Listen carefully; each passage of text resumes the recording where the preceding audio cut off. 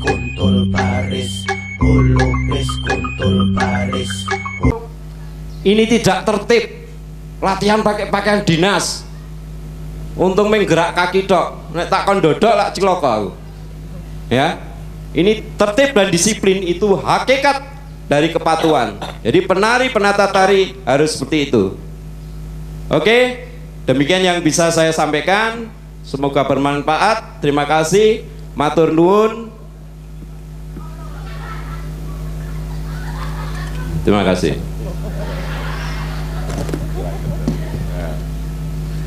Saudara-saudara sekalian, hal penting yang barangkali bisa dicamkan pada kesempatan yang baik ini adalah tadi disampaikan Mas Gandung, pengalaman kinestetik para penata tari memang berangkatnya berbeda-beda.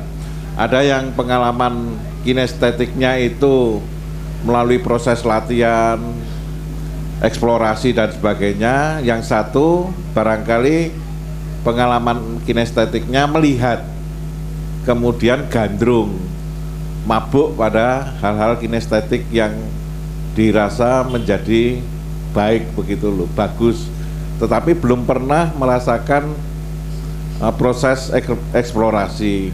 Yang terjadi adalah banyak hal karya-karya yang seperti gerakan-gerakan tari senam begitu ya. Banyak sekali fenomena seperti itu. Dulu tahun 90 proses menjadi isi itu 85 itu Jogja, Asti Jogja menampilkan tari komposisi 91, kemudian STSI Solo menampilkan Aryo Penangsang waktu itu.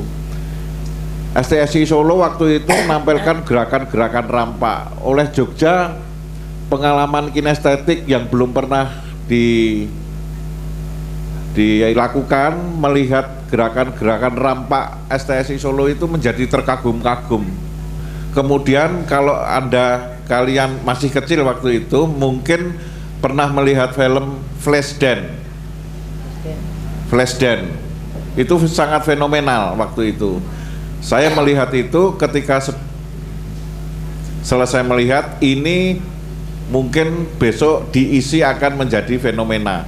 Lah betul, balet-baletan. Lalu sekujur kakinya itu diberi bukan kaos itu loh.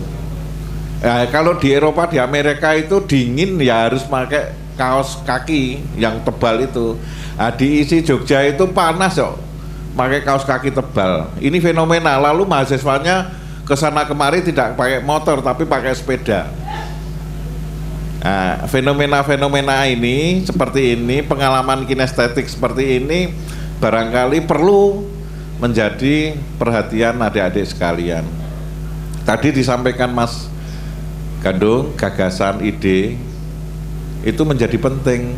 Kemudian sangune, modale, sangu para koreografer itu mencukupi tidak untuk menerjemahkan gagasan dan idenya. Itu yang paling penting. Kemudian Bu Ertis tadi juga menjadi penting soal kreativitas. Bagaimana koreografer penata tari itu menerjemahkan gagasan itu menjadi sebuah karya tari yang mempunyai kecirikhasan daerah, orisinalitas. Ini menjadi penting. Nanti belum aspek-aspek lain seperti tata rias busana, iringan musiknya bagaimana dan sebagainya. Ini menjadi penting lah. Season pertama ini karena waktunya masih agak panjang, saya mohon, saya minta ya, sebelum Anda nanti menyampaikan gagasan, pertanyaan dan sebagainya, Bu Ertis akan memberikan tambahan sedikit.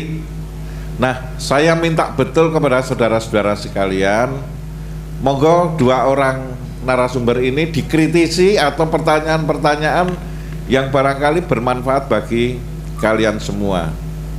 Jangan menjadi pasif, tetapi aktif dan progresif mencari kaidah-kaidah yang belum barangkali Anda tidak ketahui. Begitu, silahkan Bu Ertis menambahi.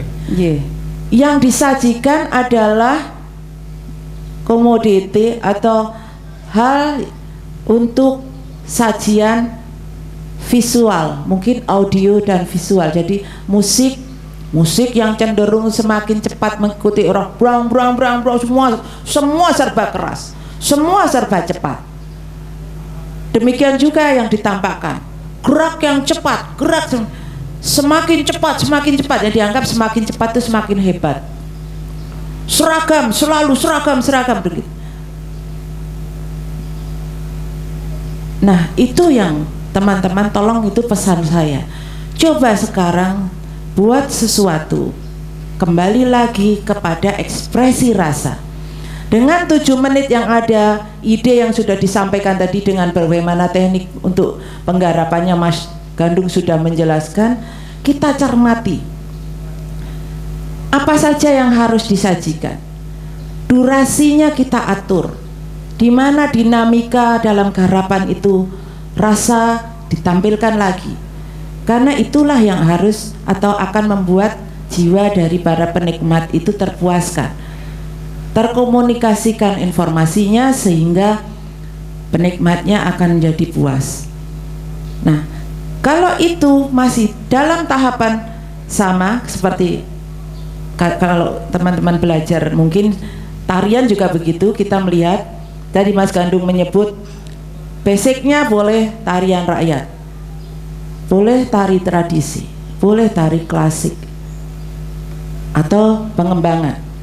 Masing-masing itu punya kategori dan punya kelebihan dan kekurangannya. Biasanya kalau tarian rakyat yang utama adalah ekspresif. Berarti kalau Anda menggunakan basic tarian rakyat, jangan coba-coba dibuat secara struktur, akhirnya jadi kaku, ekspresinya berkurang. Tapi kalau tarian sudah dianggap tradisi, dia sudah memiliki lebih terstruktur, lebih jelas, lebih rapi, lebih tergarap, terolah. Nah, di situ berarti kalau tidak tercapai apa yang disampaikan, ekspresinya juga lebih jelas. Kalau lebih ke klasik lagi, lebih banyak hal yang filosofinya, simbolisasinya itu lebih dalam. Nah, bagaimana mengkomunikasikannya tentu akan lebih sulit. Tetapi dengan kesulitan itu ketika Anda berhasil, pasti nilainya akan jauh lebih tinggi. Nah, ini di sini ada kelas-kelas tersendiri. Makanya dalam menjuri nanti atau pengamat menentukan menang itu bukan membandingkan satu daerah dengan daerahnya, tapi adalah latar belakang kultur atau basic dari materi tersebut diangkat. Misalnya Bali tidak akan dipertandingkan dengan Jogja misalnya.